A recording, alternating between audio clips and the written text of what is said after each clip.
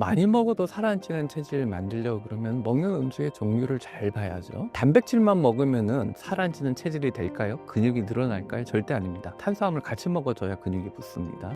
근육을 늘려놔야 먹어도 안 찌는 몸이 되기 때문에 매 끼니 같이 먹어주면은 효과가 좋습니다. 위고비, 마운저라 말고 딴 약들이 지금 줄줄이 대기하고 있어요. 먹는 약으로 또 개발해서 쓰고 있기 때문에 앞으로 이쪽 약이 계속 유행할 수밖에 없어요.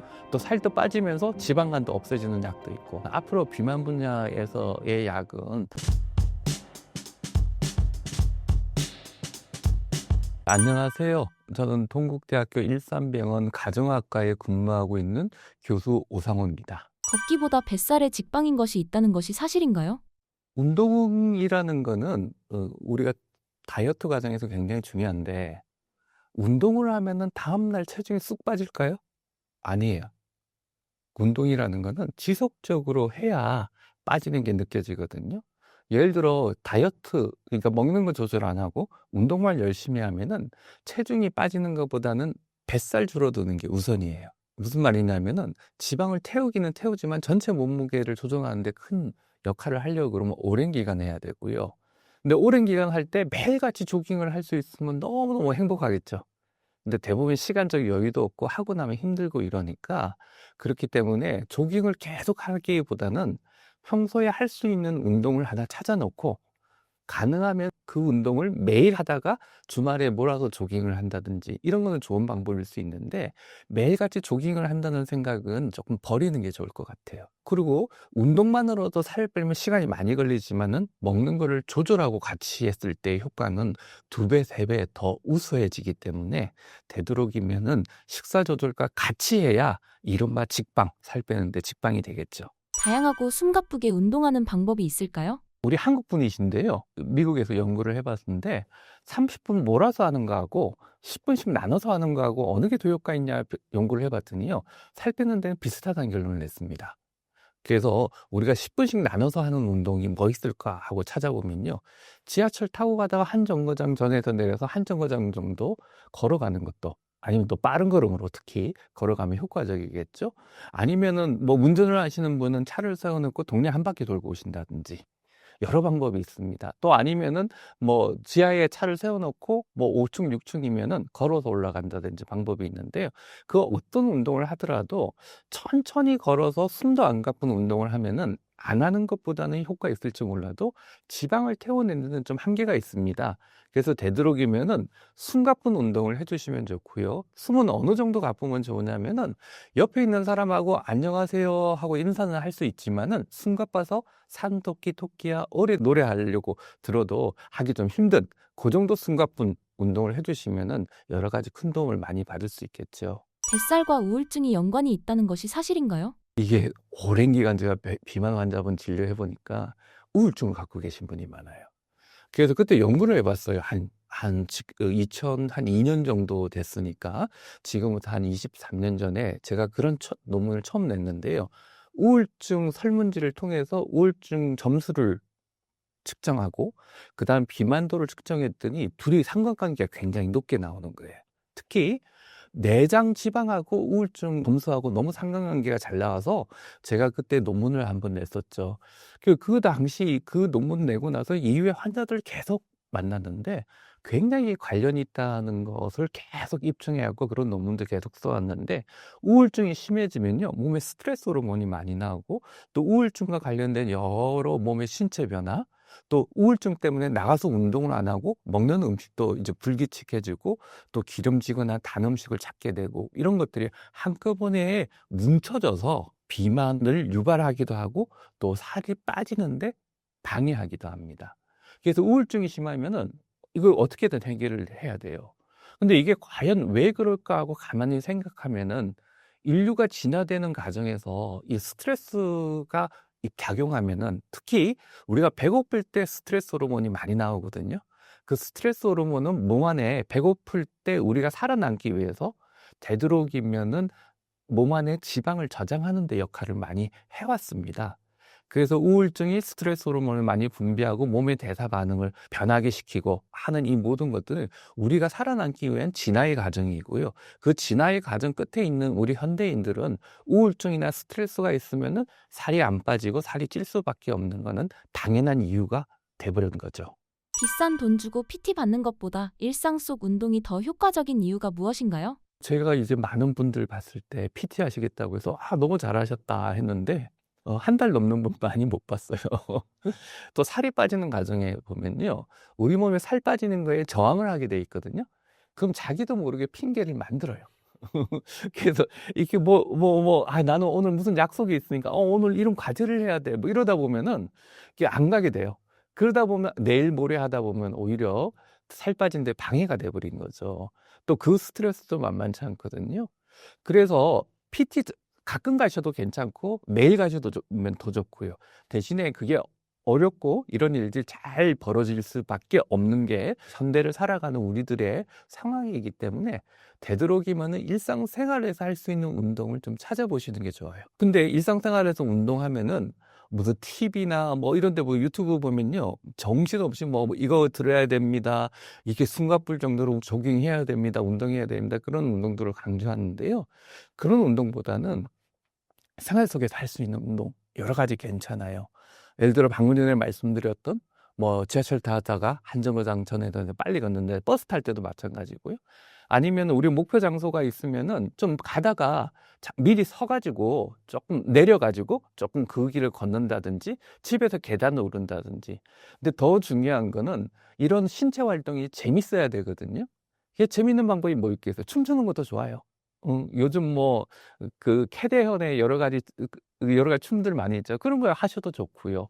집에 스쿼트 해도 좋고요. 뭐든지 숨가쁠 정도만 약간 운동을 해주고 그걸 10분씩 나눠서 해도 좋으니까 하루에 30분 정도만 해주시면은 분명히 효과가 있습니다. 교수님은 아침을 어떻게 시작하시나요? 아침에 일어나면요. 이제 저도 바빠서 아침을 못 먹고 가는 경우가 있거든요. 그럼 병원에 가자마자 그 호밀빵이나 통밀빵, 안 되면은 삼각김밥이라도 하나 사서 아침을 일부러 먹습니다. 왜냐하면 이제 여러 연구를 저희들이 계속 해봤는데 아침 식사를 거르는 사람하고 안 거르는 사람하고 비만도가 달라요. 지난 수십 년 동안 데이터를 계속 분석을 해봤는데 세끼 먹는 사람, 두 끼 먹는 사람 이렇게 봤더니 세끼 먹는 사람들이 먹는 칼로리가 많아요. 그럼 두 끼보다 세 끼가 더 쪄야 되잖아요. 근데 아침을 거르는 이 두 끼인 사람들이 오히려 더 적게 먹는데도 살이 쪘어. 통계가 계속 십몇 년째 계속 그렇게 나오니까 왜 그럴까 하다가 작년에 제가 생각을 조금 다르게 해서 먹는 칼로리당 그 음식들을 좀 봤거든요. 그랬더니 먹는 칼로리당 탄수화물, 나트륨, 그 다음에 지방 함량이 더 높은 거예요. 좀 더 쉽게 설명을 하자면은 두 끼 먹는 사람들이 칼로리는 적을지 몰라도 한 끼를 거르니까 기름지거나 달거나 짠 음식을 많이 먹게 되고 이게 비만을 유발했던 겁니다. 그래서 이 본래 한 끼 먹거나 두 끼 먹고 다이어트용으로 탈 거야 해서 하루 한 끼 먹거나 저녁을 안 먹거나 이런 분들은 몸에 스트레스 호르몬도 많이 나오고 몸에 그 식욕 조절 호르몬도 다 흔들리고 몸에 여러 가지 혈당이라든지 조절하는 대사 반응도 다 흔들리고 그뿐만 아니라 몸 안에 시계가 있거든요. 그 시계마저 혼란을 일으켜서 살이 찔 수밖에 없는 몸이 될 수밖에 없어요. 그래서 한 끼, 두 끼 먹는 사람을 아침을 먹여서 세 끼로 바꾸기만 하더라도 몇 킬로 그냥 빠집니다. 근데 그게 그냥 단순한 이론이 아니라 데이터도 그렇게 이야기하고요. 실제 진료실에서 만나는 많은 분들한테 아침을 먹이기만 해도 몇 킬로 빠지시는 분들이 대부분이에요. 이게 요즘 간헐적 단식이니 아침 안 먹고 하루 일일 일식 이런. 근데 그 방법을 해서 성공한 환자 별로 본 적 없습니다. 그 환자뿐만 아니라 진료실 밖에서도 만난 사람들이 별로 없어요. 그래서 되도록이면은 세 끼를 다 드시는 게 좋은데 우리가 세 끼라고 하는 거는 세 끼에 있는 칼로리를 충분히 해서 세 끼 먹으라는 게 아니에요. 평소에 먹던 양의 한 3분의 2 정도 위가 찼다 싶을 때 그때 숟가락을 놓아버리면은 그 아침에 그렇게 드시면은 점심 저녁 때 하루 종일 먹는 양이 줍니다. 기름지거나 단 음식을 참는 양도 줄고요.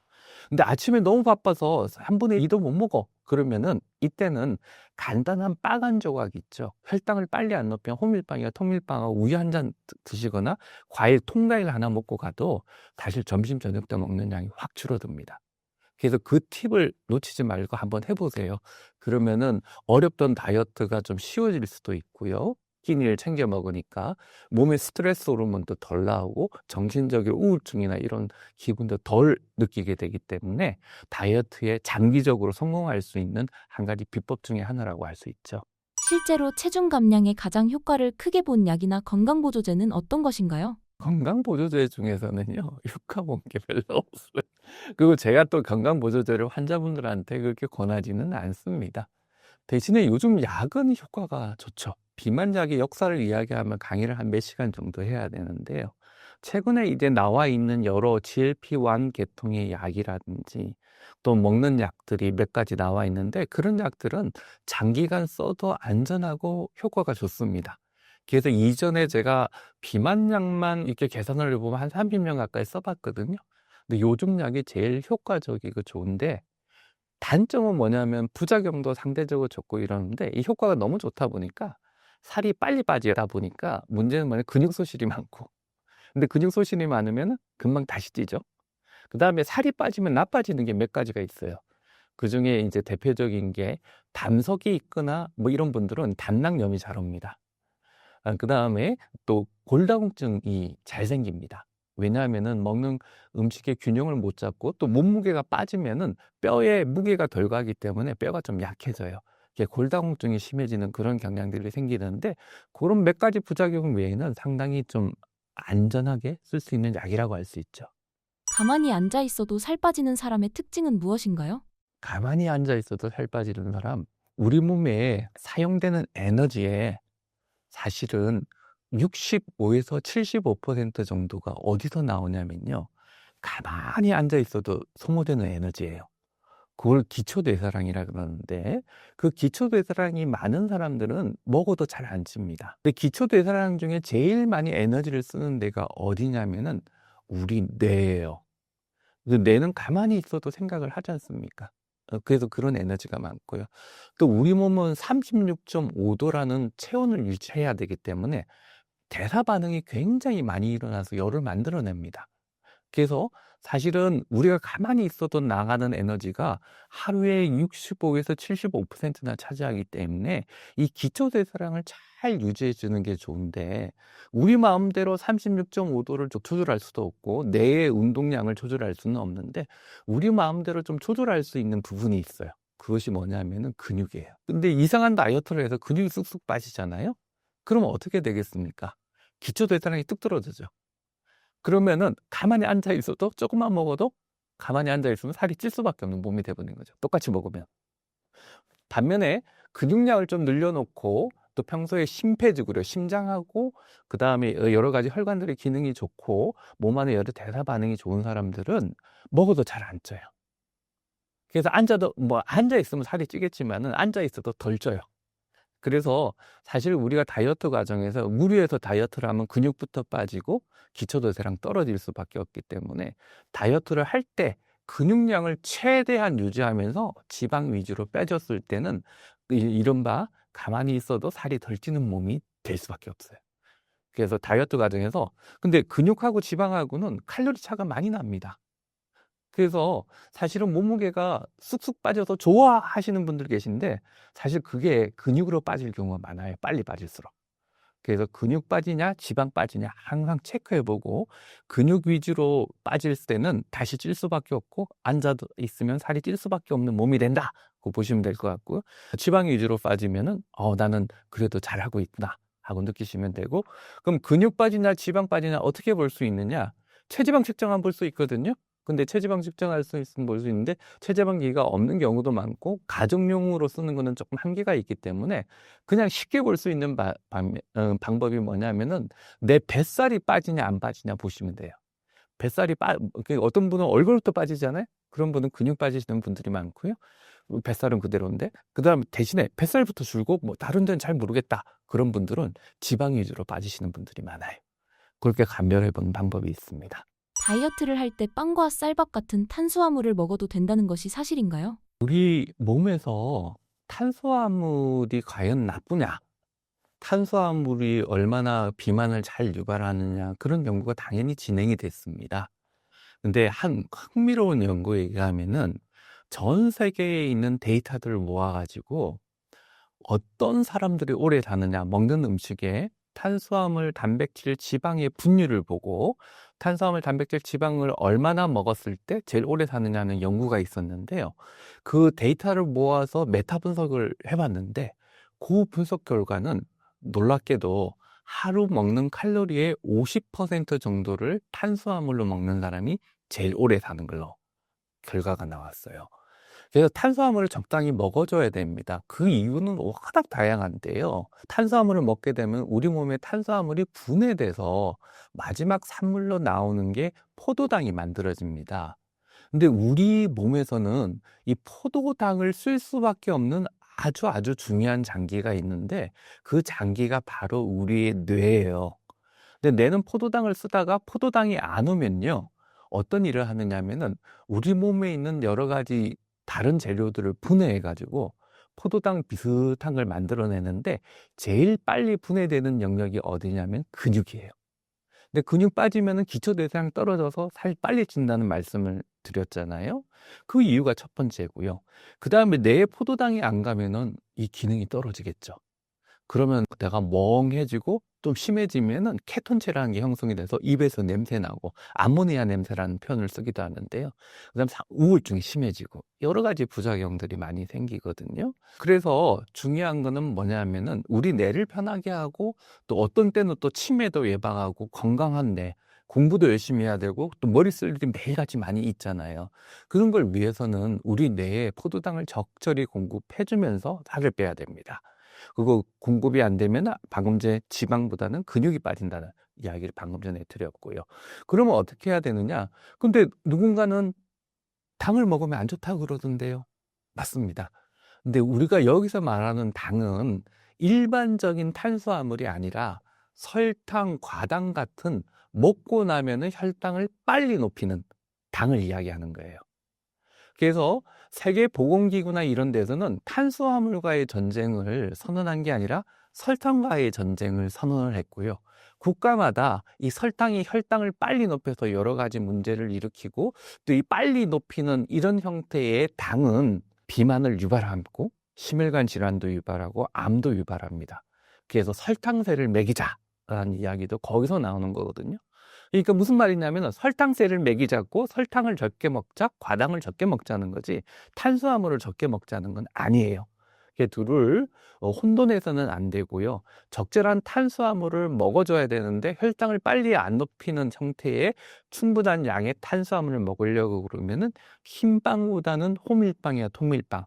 흰쌀밥보다는 잡곡 형태로 먹는 게 좋아요. 그래서 우리가 먹는 음식 중에 혈당을 빨리 높이나 안 높이냐 하는 거는요. 조금만 찾아보시면은 당 지수라는 게 있습니다. 이 당 지수가 높은 음식이냐 안 높은 음식이냐 보시고 당 지수가 높은 음식은 조심하셔야 되고 당 지수가 높은 음식이 그러면 왜 살을 찌게 하느냐 몇 가지 이유가 있는데 그중에 제일 큰 거는 빨리 오른 혈당을 떨어뜨리기 위해서 인슐린이라는 게 많이 분비됩니다. 그 인슐린이 지방 분해도 방해하고 그 다음에 지방이 지방세포로 들어가는 것을 자극해 주기도 하고 또 인슐린이 근데 처음에는 잘 작용하다 잘 안 되면은 인슐린이 막이 분비되다 보면은 당뇨병이 오고 심혈관 질환이 오고 암 발생까지 가거든요. 그래서 되도록이면은 탄수화물을 먹되 좋은 형태로 탄수화물을 먹어라. 그러면 다이어트에도 도움이 된다. 이렇게 말할 수 있습니다. 밥 먹고 잠이 밀려와서 잠깐 눕고 싶을 때 좋은 자세가 있을까요? 밥 먹고 들어누우면요. 그야말로 안 좋습니다. 소화에도 안 좋고요. 또 위산 역류가 돼요. 특히 좀 살이 좀 찌신 분은 뱃살이 있잖아요. 근데 위산 역류가 이게 잘생겨요. 누워버리면 중력이 없어지잖아요. 드시고 나서 커피 한 잔 같은 거 딱 이렇게 하시고 들어눕거나 저녁에 술 한 잔 하시고 들어누우면 더 안 좋아요. 그리고 또 활동량이 없어지니까 살이 찔 수밖에 없거든요. 그래서 밥 먹고 들어눕는 게 제일 안 좋은 습관이고 비만에도 너무 안 좋습니다. 그래서 되도록이면 밥 먹고는 들어눕지 말자. 또 들어눕더라도 잠시 눈 감았다 빨리 깨서 움직이자. 이게 답인 것 같아요. 그냥 눕는 것보다 등받이를 약간 높이는 게 상대적으로 나을 수도 있어요. 왜냐하면은 이게 등받이가 약간 높아지면은 아무래도 위산 역류가 좀 줄어들잖아요. 근데 요즘 현대인에서 이 위산 역류가 너무 많아요.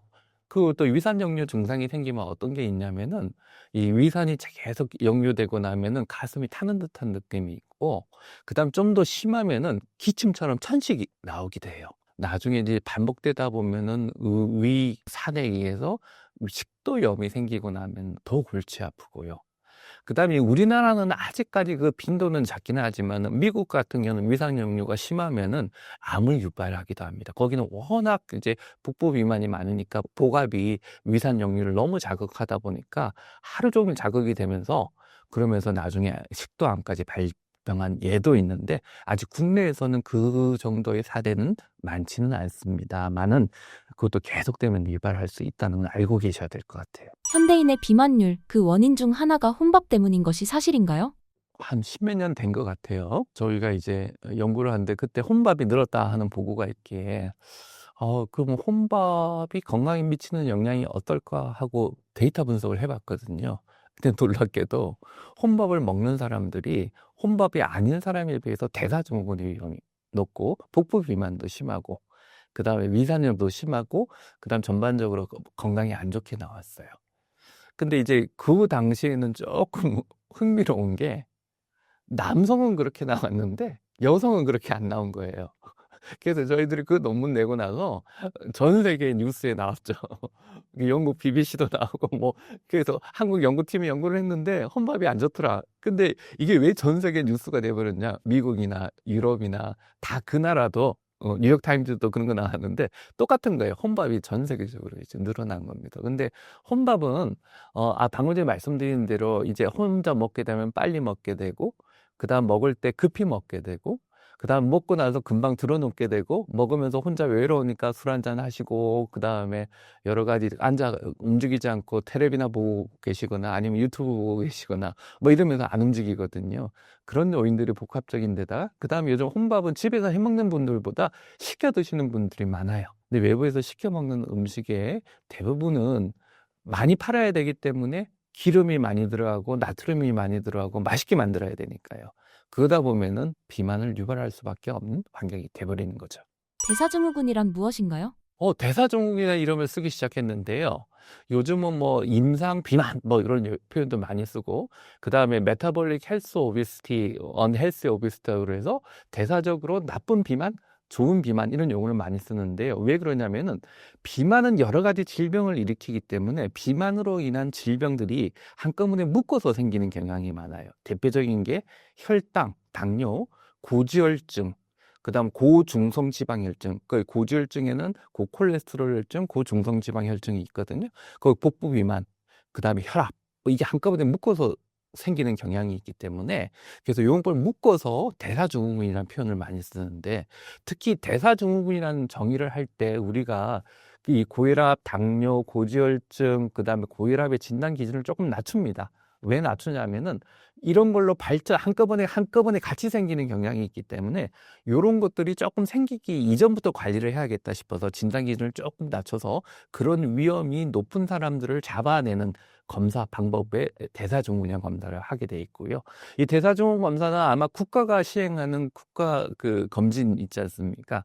거기를 하시면은 본인이 대사증후군의 위험이 있다 없다를 알려드리게 돼 있고요. 그 알려드리는 결과를 보고 내가 이 대사증후군의 위험군이라고 하면은 앞으로 이런 병에 발전할 수 있겠다 하고 보시면 될 것 같고요. 근데 그걸 그냥 만든 게 아니라 저하고 여러 연구자들이 여러 가지 데이터를 항상 분석을 해보면서 만든 기준이기 때문에 그걸 믿고 가시면 될 것 같아요. 그 대사증후군 진단되신 분은 나중에 당뇨, 고혈압, 고지혈증 이런 병들로도 넘어가긴 하지만은 좀 더 그 단계를 넘고 나면은 심근경색증, 그 다음에 뇌졸중 이런 병으로 넘어가기도 하고요. 좀 더 심해지면은 암 발생의 위험도 같이 높아지는 경향이 있는데, 암 중에는 대장암, 유방암, 요즘 늘고 있는 암들 있죠. 그런 암들이 관련성이 굉장히 많습니다. 다이어트 할 때 술을 조심해야 하는 이유는 무엇인가요? 어떤 분들은 술을 먹거나 술이 우리 몸의 지방으로 바뀐다고 하는데, 실제 연구를 해보면은 사람은 지방으로 거의 안 바뀌어요. 대신에 이제 간에서 지방간을 유발하게 돼. 거기서는 지방으로 바뀌어서. 근데 이제 술을 먹었을 때 그러면 왜 살이 찌느냐? 근데 가만히 생각해 보면요. 알코올 중독자들 보면 살찐 사람 별로 없죠. 그래서 알코올이 지방으로 이제 많이 바뀌진 않고 간에 간에서는 지방으로 좀 바뀌는 그 라이포지네시스라고 그러죠. 지방 생성을 좀 자극하지만 전반적으로는 안 그러는데, 근데 알코올 중독자 이전 정도에서 먹는 사람들은 살이 쪄요. 근데 왜 그러냐? 먼저예요. 술을 먹게 되면 술은요, 식욕을 자극해요. 식욕을 자극하는지 모르겠다 그러시면요, 삼겹살 드시면서 맹물하고 먹어보시고 그다음 소주 한 잔하고 드셔보세요. 그럼 먹는 양이 확 차이 나요. 그 옛날 생로병사의 비밀에 제가 MC를 잠시 했었는데, 그때 이제 이런 이야기를 했더니 실험을 한번 하셨어요. 그 닭갈비를 이렇게 드시면서 소주 한 잔하고 아닌 거하고 이 젊은 분들 두 분이 있는데 칼로리가 한 2배 가까이 차이 났던 것 같아요. 그래서 사실 술은 그렇게 식욕을 자극하기 때문에 술 자체가 기분도 좋게 하고 또 여러 가지 식욕도 자극하고 뭐 그러다 보니까 많이 먹게 될 수밖에 없고, 또 술 먹다 보면은 본인이 많이 먹었다는 인식을 못 하게 되거든요. 그렇다 보면 많이 먹을 수밖에 없기 때문에 되도록이면은 다이어트 과정에서는 술을 안 드시는 게 좋고요. 술의 또 다른 문제는 뭐냐면은 술이 지방 분해를 방해해요. 그래서 술 먹고 나서 난 오늘 술 먹고 내일 운동으로 없앨 거야 하는데 실제적으로 어렵고요. 더 큰 문제가 주말에 이제 저기 축구해, 아니면 축구 시합하잖아요. 끝나고 나서 진 팀이 맥주하고 이제 뭐라고 할까, 소세지 삼겹살 파티를 하게 되면은 절대 안 빠집니다. 그래서 다이어트 과정에서 술은 절대 금물입니다. 근데 뭐 살이 좀 빠지고 나서 몸이 좀 건강해지고 나서 술 드시는 거는 그렇게 상관은 없는데, 다이어트 과정에서는 금지. 식용유가 몸에 안 좋다는 것이 사실이지만 이건 괜찮다 하는 것이 있을까요? 식용유뿐만 아니라 요즘 뭐 여러 가지 올리브유 막 드시는 분도 계세요.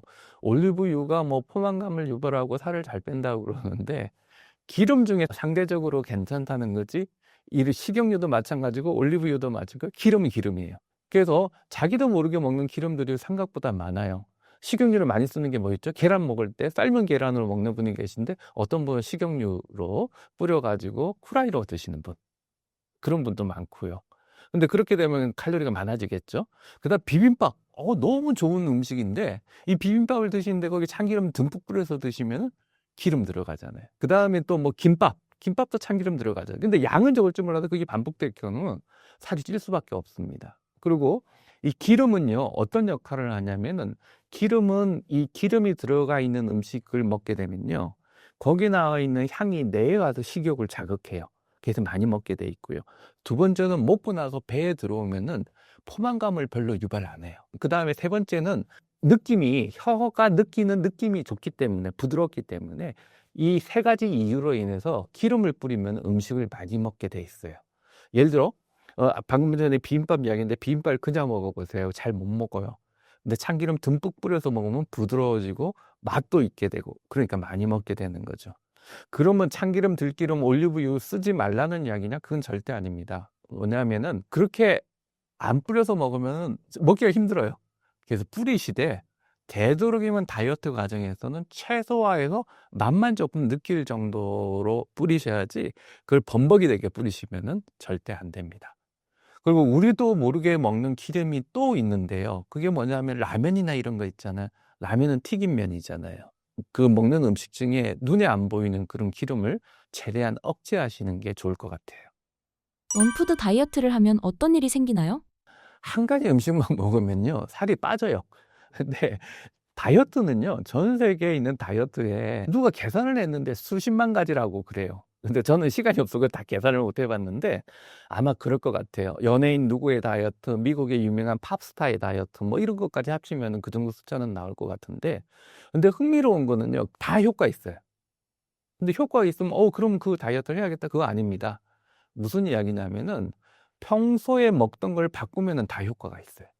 얼마 전에 뭐 그런 거 있었죠? 뭐 지방은 지금까지 억울했다, 지방은 마음껏 먹어도 됐다. 그게 공중파 다큐멘터리에 나와서 큰 문제를 일으켰죠. 근데 기름기 많이 먹으면 살이 빠져요. 평소에 먹던 거하고 다르게. 왜? 평소에 먹던 거하고 다르게 하면은 입맛도 없고 살이 그냥 빠지게 돼 있죠. 우리가 한 연구를 한 적이 있는데, 제가 조금 바빠가지고 다른 팀에 부탁을 해서 연구를 했었는데, 그 연구에서 뭐냐면은 학생들을 그 병원에 입원시켰어요. 한 달인가 몇 주 동안. 근데 그 학생 중에 미국 학생이 있고 한국 학생이 있었어요. 근데 미국 학생한테 한식을 먹였고요. 그다음 한국 학생한테 미국 식사를 먹였어요. 근데 미국 식사는 기름지고 또 뭐 이렇잖아요. 근데 한국 식사는 미국보다는 기름이 적으니까 당연히 미국 학생은 빠지고 한국 학생이 찔 줄 알았거든요. 근데 연구 결과는 둘 다 빠졌어요. 그래서 무슨 이야기를 하고 싶으냐면 어떤 다이어트든지 하면은 효과 있는데 대부분이 보면은 근육 빠지고요. 그다음 평소에 먹는 거 바꿔봤자 얼마 가지도 못하고 그다음에 다시 100% 찐다. 그리고 특히 그중에 조심해야 될 거 그런 다이어트는 원푸드 다이어트보다 나아요. 원푸드 다이어트는 오래 지속하지 못하기 때문에 먹다가 지겨워도 적게 먹게 되고 그 살이 빠지는데 뭐 주로 뭐가 빠지겠어요? 체지방이 빠질까요? 실은 빠지는 게 아니라 대부분이 근육 소실이죠. 끊고 나면 다시 더 찌고 그래서 100% 실패합니다. 되도록이면 원푸드 다이어트나 유행하는 다이어트는 안 하시는 게 좋아요. 공복 운동이 체중 감량에 도움이 될까요? 먹고 운동하는 게 도움이 될까요? 공복 운동을 하게 되면요. 생각보다는 효과 있다는 연구 결과들이 좀 나왔어요. 왜냐하면 공복 때 여러 가지 그 신체 변화가 있기 때문이죠. 근데 문제는 공복 때는 문제가 뭐냐면은 에너지가 별로 몸에 없잖아요. 오래 운동을 못 해요.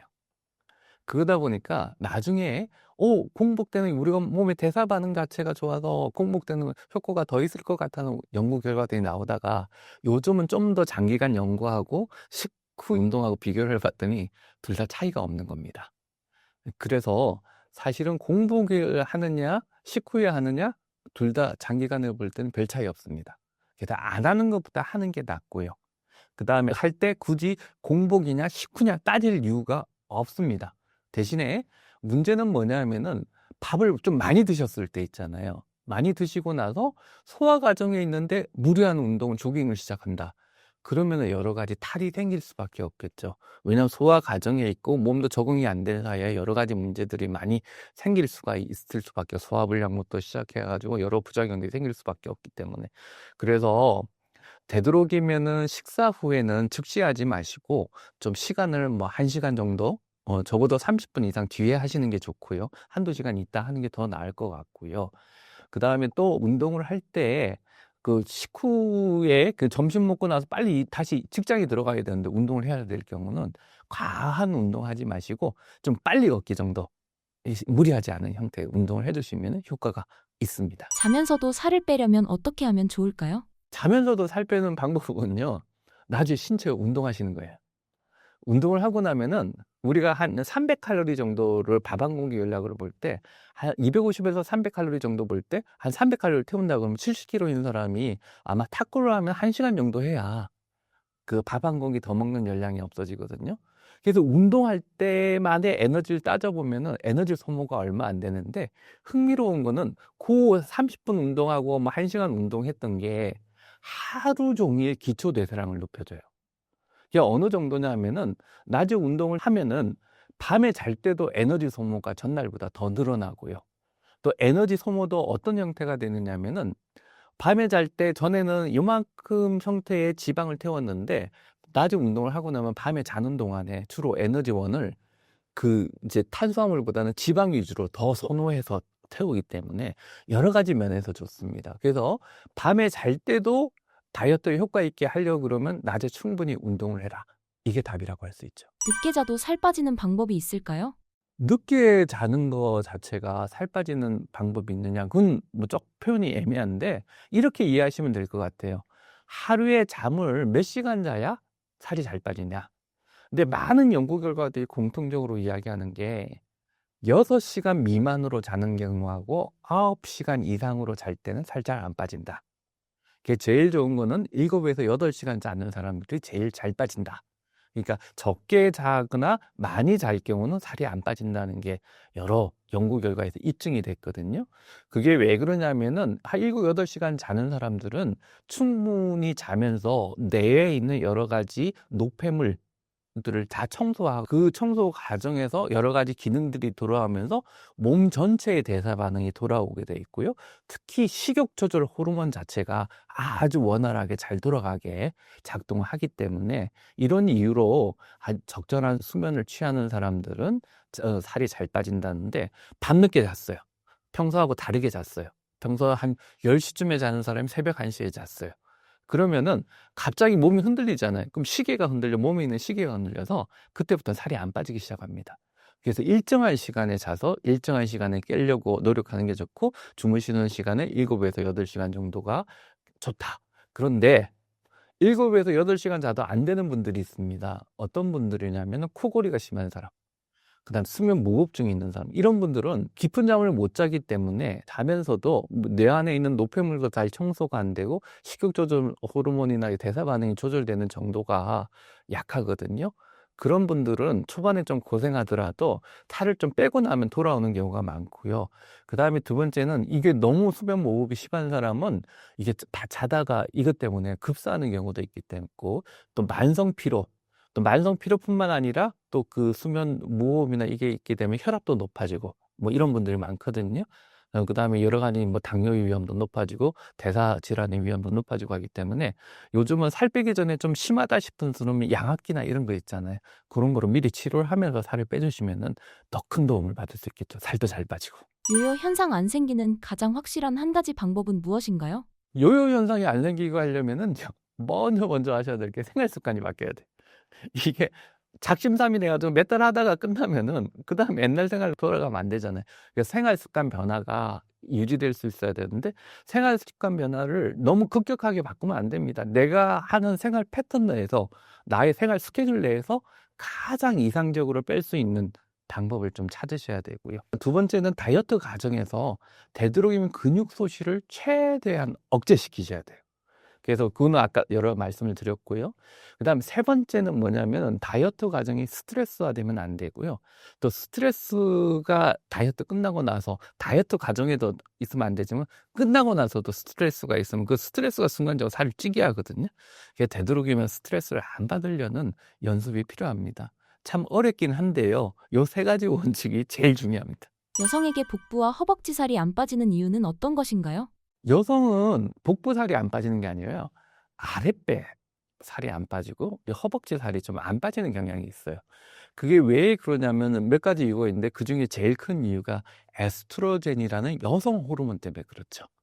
근데 왜 그럴까? 저 잘 몰랐어요. 그래서 에스트로겐 호르몬이 우리가 인간이 진화하면서 왜 이렇게 됐을까? 에스트로겐 호르몬이 이렇게 됐을까 몰랐는데, 어느 한 유명한 교수님이, 제가 젊은 교수 때 한번 여쭤봤는데, 일본 분이셨는데 이 분야를 연구 많이 하신 분이 하시는 말씀이, 자기도 잘 모르겠는데 아마 여성들은 에스트로겐 호르몬하고 관련이 있는 걸로 봐서는, 그러니까 애들이 임신했을 때 애를 보호하기 위해서 이렇게 만들어진 거 아닌가 하고 본인은 생각하신대요.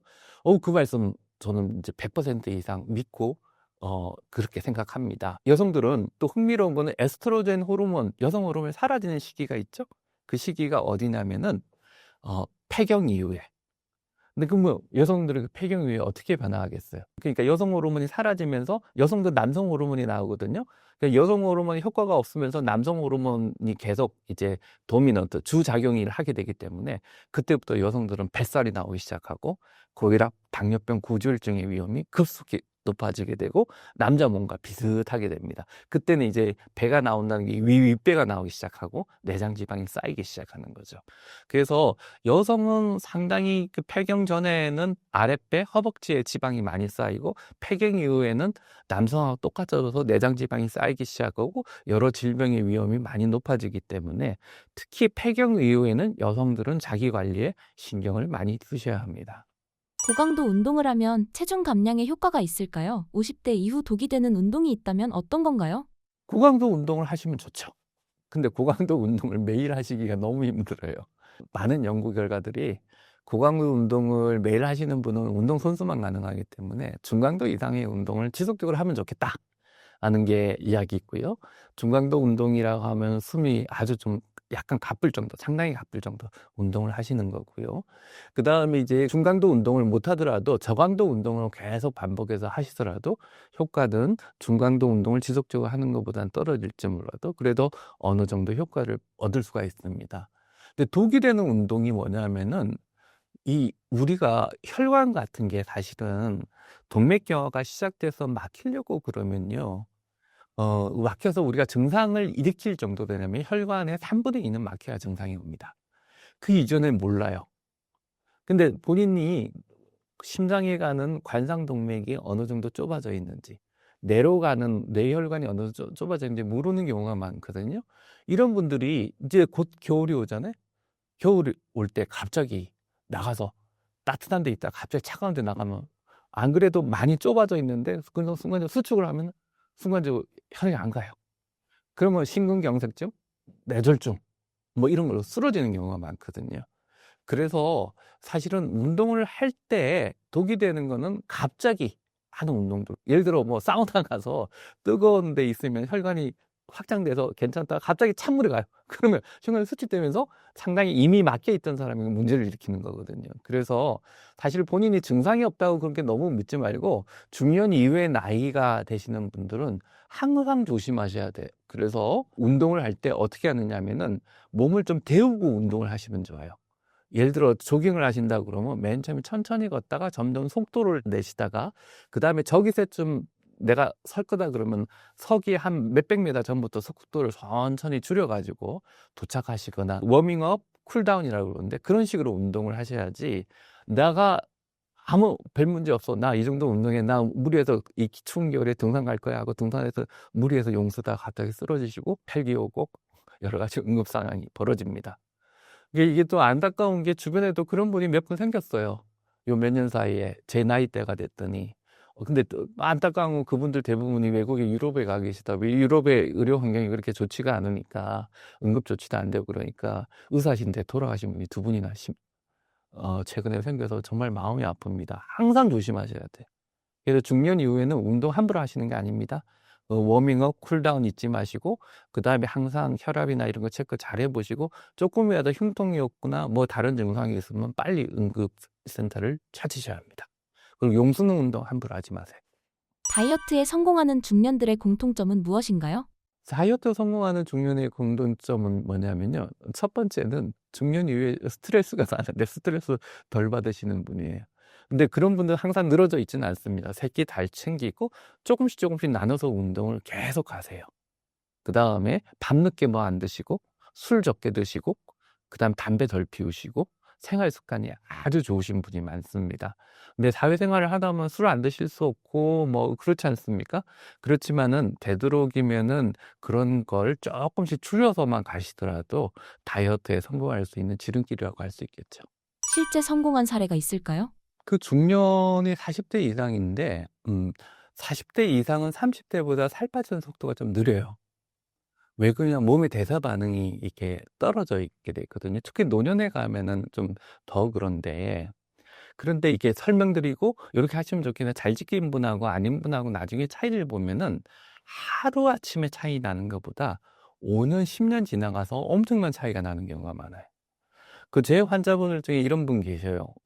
맨 처음에 오셨을 때 고지혈증이 심하고 비만도 있는데 살을 좀 잘 빼셨어요. 근데 살을 빼도 좀 안 떨어지는 부분이 있는데 여러 가지 대사 요소 중에 콜레스테롤은 살을 빼면 좀 떨어지는 분이 계신데 안 떨어지는 분이 계셔요. 유전적으로. 그분한테는 살 빼고 나서 그다음에 고지혈증 약을 한 15년, 20년 썼거든요. 근데 최근에 이분이 은퇴를 하셨어요. 은퇴를 했는데 은퇴하기 전에 종합검진 하시겠다고 해서 여러 가지 검사, 혈관 검사를 다 했거든요. 혈관이 너무 깨끗한 거예요. 그때부터 약을 10몇 년, 20년간 드신 분이 이 효과를 보신 거죠. 너무 행복해 하시면 지금 한 6개월에 한 번씩 만나고 있는데요. 그분이 그때 다이어트 안 하고 운동 식사요법 안 하면 지금 어떻게 됐을까요? 중풍이나 뇌졸중으로 쓰러졌을 가능성도 있어요. 혈압도 높으셨거든요. 근데 혈압약도 끊게 되고 그런 경우가 많아요. 그리고 또 혈당 조절 안 되시는 분도 비만만 조절하면 뱃살만 줄이면 혈당 조절이 잘 되는 경우도 많고 가끔 흔하지는 않지만 당뇨약도 끊거나 고혈압약도 끊는 분들이 많아요. 그래서 별거 아닌 것 같지만은 아까 그 원칙들을 잘 지켜서 중년을 잘 넘기시면은 생각보다 말년이 너무 행복해지거든요. 그래서 그 원칙들만 잘 한번 지켜보십시오. 많이 먹어도 살 안 찌는 체질을 만들려면 어떻게 해야 하나요? 많이 먹어도 살 안 찌는 체질을 만들려고 그러면 먹는 음식의 종류를 잘 봐야죠. 예. 그 혈당을 빨리 안 높이는 탄수화물 중요하고요. 그다음에 단백질 섭취를 굉장히 중요해요. 근데 단백질만 먹으면은 살 안 찌는 체질이 될까요? 근육이 늘어날까요? 절대 아닙니다. 단백질 요즘 파우더 드시고 그러던데요. 단백질만 먹으면 절대 근육 안 붙고요. 탄수화물 같이 먹어줘야 근육이 붙습니다. 그래서 되도록이면은 근육을 늘려놔야 내가 먹어도 안 찌는 몸이 되기 때문에 먹는 음식을 조심할 때는 탄수화물하고 단백질의 균형을 잘 잡으시되 먹는 칼로리의 한 20% 내외 정도는 단백질로 드셔주시는 게 좋고 매 끼니 같이 먹어주면은 효과가 좋습니다. 그 다음에 탄수화물은 50% 내외 정도 드시면 좋은데 되도록이면은 혈당을 빨리 안 높이던 탄수화물로 먹어주면은 그러면 우리 몸이 적응이 되면서 근육 소실을 막아주고 근육량이 좀 많아지면은 먹어도 안 찌는 몸이 될 수밖에 없어요. 거기다 운동을 같이 해주면 근육이 잘 붙겠죠? 그러면 그런 식으로 이제 잘 챙겨 주시면은 도움을 많이 받을 수 있습니다. 많이 먹어도 살을 안 찌는 먹방 유튜버는 어떤 이유인가요? 그분들은 좀 조사를 해봐야 될 것 같아요. 그분들이 살이 안 찌는 이유는 사람이라는 거는 그분들을 조사해보지도 않고 진료해보지도 않은 상태에서 먹어도 살 안 찌는 이유를 알아. 그거 잘 모르겠어요. 근데 여러 원인으로는 설명 가능한 게 있어요. 먼저 음식을 먹고 소화는 되되 이 흡수량이 떨어지거나 몸의 대사 반응 중에 지방으로 저장해야 되는 어떤 효소 자체에 결함이 있거나 뭐 그런 여러 가지 이제 상상 속에 가능성은 있죠. 근데 그거 자체는 그분을 검사해보고 그 분석을 해봐야 알 수 있는 거라서. 근데 그런 분들은 예외적인 케이스겠죠? 근데 일반적인 거하고는 완전히 거리가 먼 사람이들 따라 하시면 안 됩니다. 그런 분이 또 과연 건강한가? 모르겠어요. 해봐야 알지, 검사를. 그 다음에 요즘 뭐 이런 분들 계시죠. 울퉁불퉁 근육맨들 건강할 것 같죠? 생각보다 해보면 혈압도 높고요. 고지혈증 환자 많아요.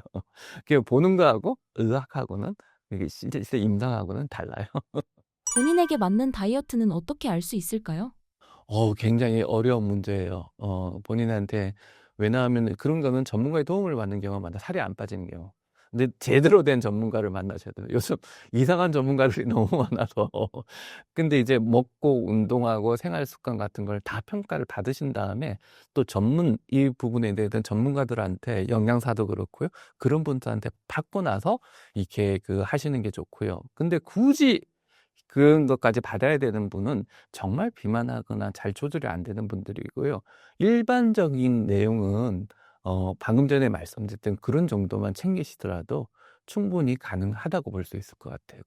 좀 자기한테 맞는 거는 사람마다 다릅니다. 왜냐하면 어떤 분은 밤늦게까지 일해야 되는 분이 계시고요. 어떤 분은 주야간 교대로 일하시는 분이 계시고 어떤 분은 비만도가 이 정도가 아주 심하신 분이에요. 어떤 분은 비만도가 조금이신 분이 계시고 또 나이차, 성별차, 직업차 뭐 이런 것들이 워낙 다양하게 있기 때문에 일괄적으로 이야기할 수는 없습니다. 내장 지방 높고 살 안 찌는 몸으로 바꿀 수 있는 일주일 루틴이 있다는 것이 사실인가요? 네, 내장지방 안 찌게 하려면은 방금 전에 운동, 식사요법 잘 지키셔야 되고요. 하루아침에 안 빠지고요. 시간을 좀 가지고 하셔야 되고, 특히 몇 가지를 다시 한번 정리해 드리면은 외국하고 좀 다르게 우리나라에서는 살찐 거에 대한 스트레스가 너무 많아서 일단 스트레스 안 받는 게 좀 여러 가지 이야기 중에 첫 번째 급으로 하면은 살 빠지는 과정에 스트레스화 되면 안 되고, 우리나라는 OECD 국가 중에 자살률이 1인 국가잖아요. 그 정도로 사람들이 스트레스를 많이 받기 때문에 스트레스가 살찌는 주요 범인이라는 거는 꼭 알고 계셔야 됩니다. 그 다음에 규칙적인 식사. 방금 말씀드렸고 먹을 때 탄수화물, 단백질, 지방의 균형을 잘 잡아야 된다는 말씀을 드렸고요. 채소나 이런 것들을 자주 섭취해 주면은 또 채소나 이런 것들이 과일이나 이런 것들이 장에 있는 세균들을 좋게 해줘서 살이 안 찌는 몸으로 만드는데 또 다른 도움을 주기도 하거든요. 포만감도 잘 유발하고. 근데 대신에 이제 채소나 이제 과일 같은 거 갈아서 드시지 마세요. 특히 과일 같은 거 그냥 또 통으로 먹어야지 갈아서 먹는 순간적으로 혈당이 빨리 올라가거든요. 그래서 그렇게 먹는 건 안 좋습니다. 그 다음에 세 번째는 대단한 운동 찾으셔가지고 축자 살짝 운동하면 좋은데 현대인은 못합니다. 뭐 단원적으로 제 환자들도 그렇게 살을 빼고 싶어 하시는데 못 하시는 분 대부분이. 그래서 기본적으로 그런 운동을 하고 싶은 분도 일상생활에서 할 수 있는 운동을 놓치지 말자. 그리고 무엇보다 중요하고요. 그 다음에 마지막으로 현대인의 요즘 건강을 위협하는 것 중에 저는 더 큰 문제라고 생각하는 게 바로 수면입니다. 수면이 주변이 너무 밝고 또 저녁에 자는 시간이 점점 줄어드는 데다 깊은 잠을 못 자는 사람이 많고 살이 찌는 분들이 많다 보니까 수면 무호흡이나 코골이도 심해지기 때문에 수면이 굉장히 근데 수면은 비만하고 아주 밀접한 관련이 있습니다. 그걸 좀 해결해 주셔야 될 것 같아요. 이 요소들을 잘 좀 챙기시면은 살이 빠지고 빠진 살을 제대로 유지할 수 있고 또 그게 어려울 때는 마지막으로는 요즘 좋은 약들이 있기 때문에 근데 약부터 찾으려고 하지 마시고 특히 아주 고도 비만인 경우 약의 도움이 필요하겠지만은 아닌 분들은 되도록이면은 운동 식사요법이나 이런 걸 하면 충분히 좋아요. 근데 요즘 좀 약 갖고는 좀 아쉬운 게 약이 보험이 안 되다 보니까 진짜 필요하신 분들은 이제 그게 하여튼 많이 뚱뚱하면은 이게 직업 갖기가 힘들어 가지고 약간 저소득층으로 가시는 경우가 많거든요.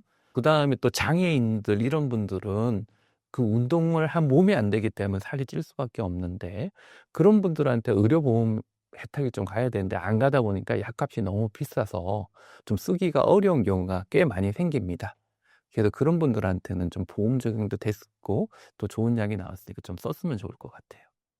위고비와 마운자로 어떤 게 좋나요? 둘 다 효과는 있죠. 위거비는 이제 약을 하나 쓰는 거고 그다음에 마운자로는 장에서 나온 호르몬 하나를 더 붙여서 만든 약이고 또 지금 개발되고 있는 약들은 거기다가 하나 더 붙여서 세 가지를 복합제가 만들어지고 있고요. 전에는 하루에 한 번 주사 맞았는데 요즘 일주일에 한 번, 좀 지나면 3개월에 한 번씩 맞는 약으로 이제 변화하고 있고 위고비 마운자로 말고 딴 약들이 지금 줄줄이 대기하고 있어요. 그걸 또 먹는 약으로 또 개발해서 쓰고 있기 때문에 앞으로 이쪽 약이 계속 유행할 수밖에 없어요. 그도 이 같은 약인데 살 빼는 게 위주인 약에서 또 살도 빠지면서 지방간도 없어지는 약도 있고 이런 약들로 진화하고 있기 때문에 앞으로 비만 분야에서의 약은 어느 정도 이쪽 약이 대세를 잡으면서 여러 가지 효과, 그 사람에 맞는 적응증이 조금씩 달라지면서 진화해 나갈 것 같아요. 야식의 유혹을 극복할 방법이 없을까요? 교수님은 야식을 드시는지 궁금합니다. 이렇게 하시라 하고 말씀을 드리는데 제가 못 지키는 경우가 많아요. 특히 잠. 일이 너무 많아 가지고요. 새벽까지 일하다 잡으면은 가끔가다 하루 4시간 잘 때도 있어요. 근데 일이 저만 그렇겠으면 저보다 바쁘신 분들이 훨씬 많을 텐데 그러다 보면 밤에 이 당이 떨어지니까 그때 가끔 라면 같은 것도 밤에 먹긴 먹습니다. 솔직히 말하는 데가. 근데 되도록이면 안 먹으려고 그래요. 밤늦게 어쩔 수 없이 한 번씩 드시는 거는 괜찮을지 몰라도 되도록이면 안 드시는 게 좋고요. 또 옛날에 코로나 이전에는 하루에 이제 저녁에 스케줄이 4개, 5개씩 있었어요. 근데 코로나 이후에는 이제 모임이 좀 줄어드니까 자연스럽게 체중 조절이 쉬워지는 거예요. 그래서 저녁에 같이 모여서 먹는 게 사실 사람 간의 대인 관계, 사회생활 하기에 좀 필요할지 몰라도 조금 줄이시는 것도 한 가지 방법인데 저는 요즘 집밥을 좀 많이 먹기 시작하고 집에서 또 잘 차려주니까 요즘 또 손쉽게 체중 조절을 하고 있습니다. 허리둘레 진단 기준 이런 걸 제가 만들었거든요. 그래서 그 기준을 저는 안 넘기려고 평생 노력하고 있어요. 탄단지 밸런스가 잘 맞는 완벽한 식품은 없을까요? 식품을요, 뭘 권해서 어디서 무슨 이 식품을 많이 먹으면 된답니다는 그런 거는요, 믿지를 마세요. 그런 음식 없어요. 다이어트에 특별히 좋은 음식보다는 다이어트 때 피해야 될 음식들이 있는 거지, 요거만 먹으면 살 빠진다는 건 아마 유튜브 보지 마세요. 그런 거 보지 마세요. 아무 의미가 없어요. 왜 그러냐면은 음식을 골고루 먹어야 돼요. 예를 들어 음식의 균형을 안 잡으면은 우리 몸이 무너지면서 그때부터는 그걸 보충하려고 다른 음식을 찾게 돼 있거든요. 그게 인간이 생존하기 위해서 어쩔 수 없는 겁니다. 그래서 되도록이면은 식사를 할 때 기름이 덜 들어가고 나트륨이 더 들어가고 순간적으로 혈당을 빨리 올리는 그런 음식들만 줄여서 골고루 섞어서 몇 끼니 바꿔서 먹어야지.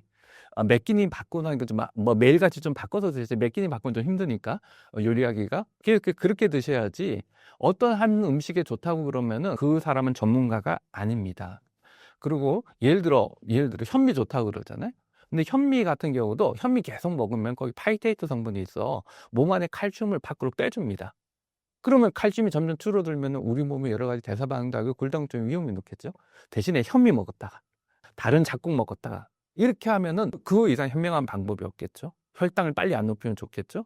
그뿐만 아니라 여러 가지 음식들이 그래요. 요즘 뭐 비건 음식들이 아주 좋잖아요. 근데 비건 음식도 그 식물성 단백질이잖아요. 근데 식물성 단백질의 특징이 뭐냐면은 우리 몸의 필수 아미노산이 다 갖추고 있는 식물성 단백질이 별로 없습니다. 그래서 같은 그걸 먹더라도 식물성 단백질을 먹었다가 그 다음에는 다른 류의 식물성 단백질을 이렇게 섞어서 먹으면은 같은 비건 음식을 먹더라도 영양의 균형을 찾으면서 굉장히 효과적인 다이어트를 하고 우리 몸의 균형을 잘 잡아줄 수 있고 여러 가지 몸을 건강에 이로울 수밖에 없겠죠. 그래서 어느 하나를 권하는 거는 바보짓입니다. 절대 그러지 마십시오. 잡식만 아는 사람과 채식만 아는 사람, 간헐적 단식만 하는 사람 누가 더 건강할까요? 여러 가지 음식을 섞어 먹는 게 낫고요. 그다음에 그 채식을 위주로 하시는 분도 괜찮아요. 근데 채식을 할 때 방금 전에 말씀드린 대로 단백질 균형이나 이런 것들이 무너질 수 있기 때문에 골고루 섞어서 하셔야 되고요. 단식은 반대입니다. 요즘 단식 갖고 여러 이야기들이 많이 나오죠. 예를 들어 이제 오토파지 이론이라고 해서 아주 노벨상을 받았죠. 우리 몸의 세포들이 생존하기 위해서 여러 가지 에너지원들을 갖다가 뭐 이미 뭐 죽은 세포에서도 갖다 쓰고 뭐 하여튼 뭐 이게 아주 흥미롭고 아주 놀라운 이론이 있긴 있는데 그 하나 갖고 우리 몸은 쉽게 설명이 안 됩니다. 왜냐하면은 우리 몸은 항상 진화해 왔던 게 굶어 죽을 때를 대비해서 진화해 왔거든요. 그러다 보니까 어머 하나가 무너지면은 그걸 보충하려고 다른 기능이 살아나요. 예를 들어 면역계도 그래요. 면역계도 이거는 면역에 뭐 요즘 자연 살해 세포 내추럴 킬러 셀이 좋습니다. 이걸 측정해서 뭘 하겠습니다. 근데 그거는 이제 이 넓은 영역의 일부만 보는 거거든요. 이것도 마찬가지예요. 식단도 이렇게 넓은 영역이 있고 여기 있는데 그 일부만 갖고 우리 몸 전체를 갖다가 해석하려고 하면은 반드시 엉터리 결과가 나옵니다. 그래서 제일 좋은 거는 그런 새로운 과학적인 지식 갖고 자꾸 거기에 꽤 맞추려고 하지 말고요. 내가 지금까지 생활해 왔던 거는 우리가 인류가 진화되어 왔던 결과거든요. 그 결과 내에서 내한테 제일 맞는 방법은 나의 생활 패턴 속에도 제일 맞는 방법을 찾아야지 새로운 걸 무턱대고 따라할 필요는 없고요. 내가 모르모토가 될 이유가 없잖아요. 그게 정말 효과 있다고 그러면 좀 기다리세요. 딴 사람들 어떻게 되고 이게 뭐 몇 년 동안 효과 있는지 확인한 다음에 따라하는 게 좋지.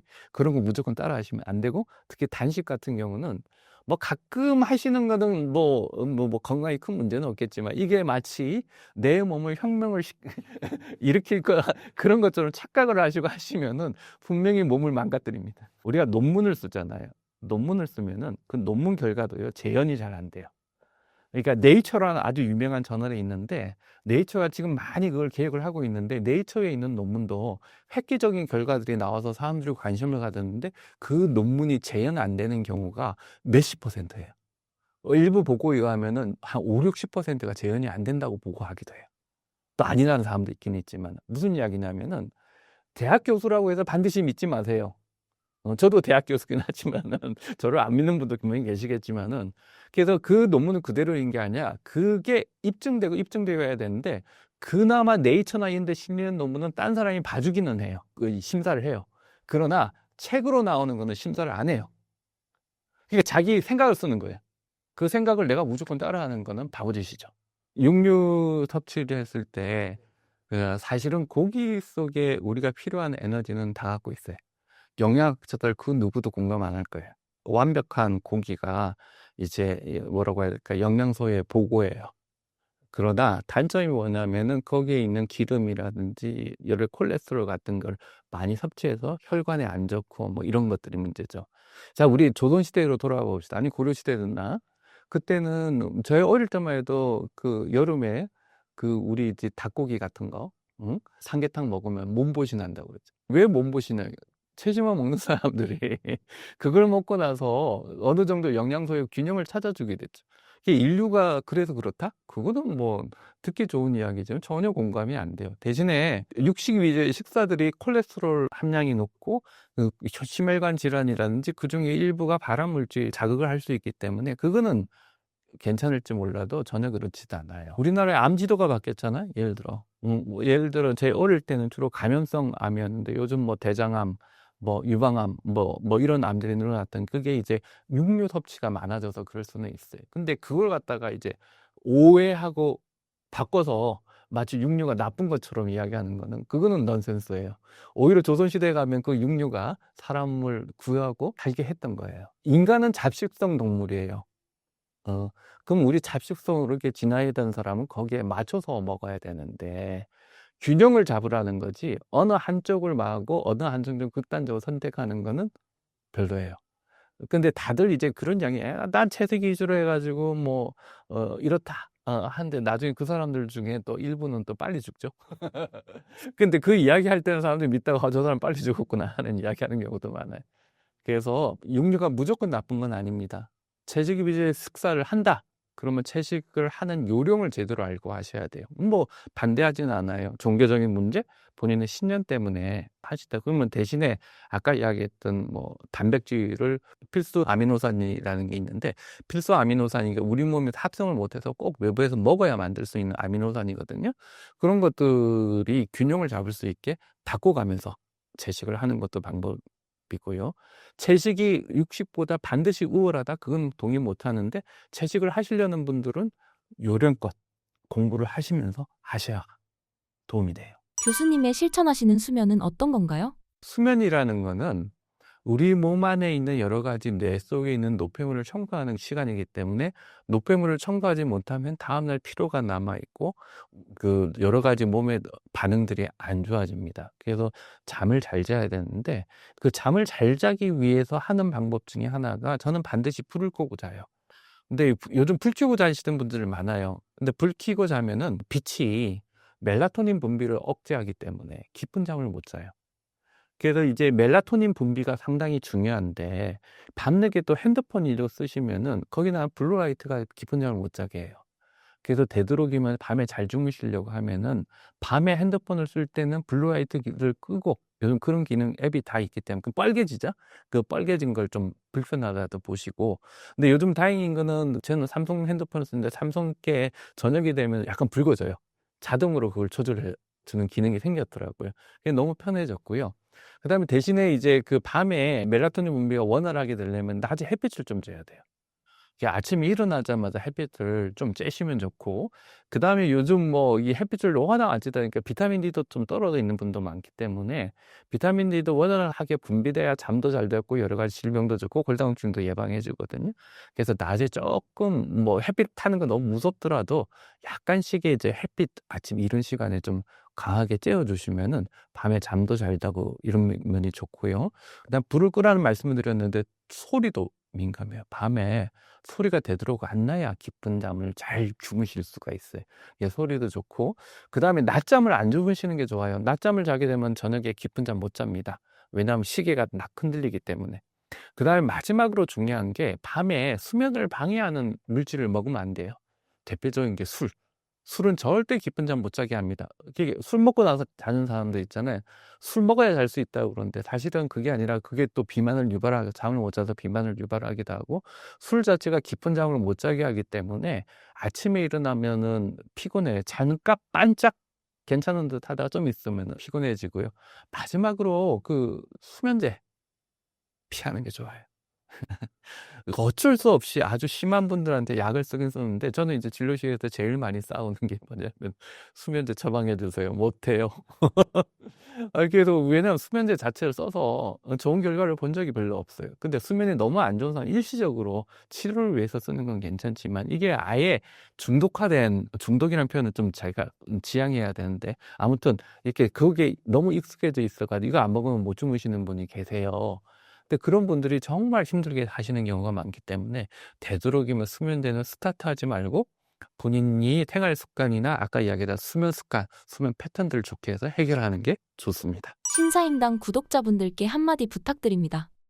요즘 뭐 인터넷도 그렇고 SNS, 유튜브 이런 데에서 너무나 허위 광고들이 너무 많아요. 나 지금 신사임당에서 이 기회를 주셔서 말씀을 드리면은 제 이름을 이렇게 넣어가 제 얼굴을 넣어서 판매하는 경우들이 많아요. 제가 뭐 개발해서 아니면 협업을 해서 만들었다는 건강기능식품부터 시작해서 너무 많은데요. 그러는 거 믿지 마십시오. 그 제품 저는 그런 거 개발한 적도 없고요.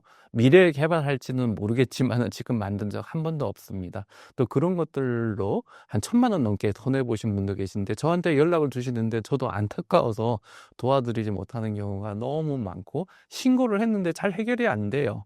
그것도 매일같이 또 문자들이 와서 뭐 제 블로그 안 쓰는 블로그 있는데 블로그로 뭐 협업하자고 하는 그런 분들도 많아서 일단 무슨 판매로 저를 쓰는 분들은 현재까지는 저는 그런 거 하고 있지 않기 때문에 믿지 말아 주셨으면 좋겠고요. 오늘 또 여러 가지 말씀을 드렸는데 어떻게 듣다 보면 너무 뻔한 이야기 아니야? 원칙적인 이야기 아니냐? 뭐 이렇게 하는데 그 원칙이요. 사실 제가 비만 진료를 몇십 년간 오래 해봤거든요.